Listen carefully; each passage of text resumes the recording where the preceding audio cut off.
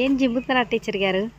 ఇది అది అదే వేపాకును పసుపు నీళ్ళమ్మ. ఇగో పిందలు వచ్చేసి ఇగో ఇలా ఉడికిపోతున్నాయి. ఇది బాగానే ఉందిలే కానీ చాలా పిందలు ఉడికిపోయినాయి. ఒక కాపే వచ్చినాయి, తర్వాత ఏం ఉడికిపోతున్నాయి. సరేలే అని చెప్పి ఇగో చూడండి ఇట్లా ఇట్లా ఉడికిపోతున్నాయి. ఇలా ఉడికిపోతున్నాయి, ఇట్లా చాలా పిందలు రాలిపోయినాయి. సరేలే అని చెప్పి కొంచెం పసుపు, కొద్దిగా లైట్గా కొంచెం సున్నం, ఇది వేపాకు కొట్టేసి దానిలో నుంచి రసం తీసి ఆ నీళ్ళు ఇవన్నీ కలిపి దీన్ని లైట్గా ఇట్లా స్ప్రే చేస్తే ఏమవుతుందంటే దానిలో ఉన్న పురుగు చేస్తుంది, ఆ పూత రాళ్ళు, అది ఆకు పురుగు పడింది చూడట్లా. పురుగు కాదు అది, అది అట్లా వండిపోయింది చూడండి. అది రాకోకుండా ఉంటుంది. ఇట్లా 15 రోజులకు ఒకసారి ఇలా లిక్విడ్ ఇస్తూ ఉంటాను నేను. వేపాకుని కచ్చాపచ్చా దంచి దాని రసం తీసి కొంచెం పసుపు నీళ్ళు, కొంచెం లైట్గా సున్నం, లైట్గా వేసి అయినంతగా సున్నం ఇలా లిక్విడ్ ఇస్తూ ఉంటే మనం దీనిలో ఉన్న పురుగు ఉన్న వస్తుంది. నల్లి పురుగు అంటాము, తెల్లగా ఉంటుంది, అది వస్తుంది. అందుకే నేను ఇట్లా 15 రోజులకు ఒకసారి ఇలా ఇచ్చుకుంటూ ఉంటాను.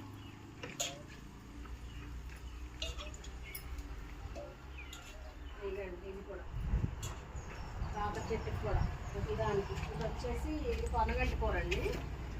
ఇది పొనగంటి కూర, ఇదేమో పుదీనా. అయితే దీనిలో ఉండేది ఇంత క్రితం పొనగంటి కూర, అది ఇది అల్లుకుపోయింది. పొనగంటి కూర అల్లుకుపోయేసరికి అది డౌన్ అయిపోయింది. సరేలని చెప్పి మళ్ళీ కొంత తీసి దీనిలో పెట్టాను. మొన్న బాగానే ఉంది, మళ్ళీ ఎండలు కట్టలయింది, అదిగో మళ్ళీ ఎగురు వస్తుంది.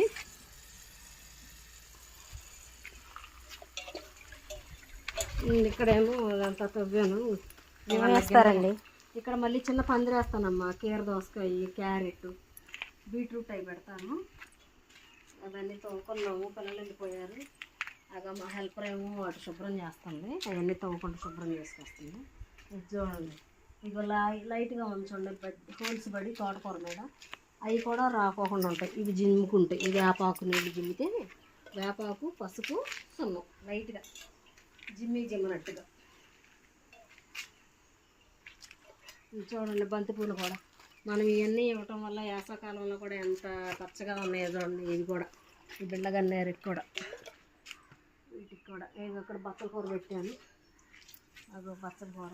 మళ్ళీ ఇటు వచ్చేసాము బీన్స్. ఈ వీడియో అంతా చూసి మీకు నచ్చినట్టయితే లైక్ చేయండి, షేర్ చేయండి, కామెంట్ చేయండి. బాయ్.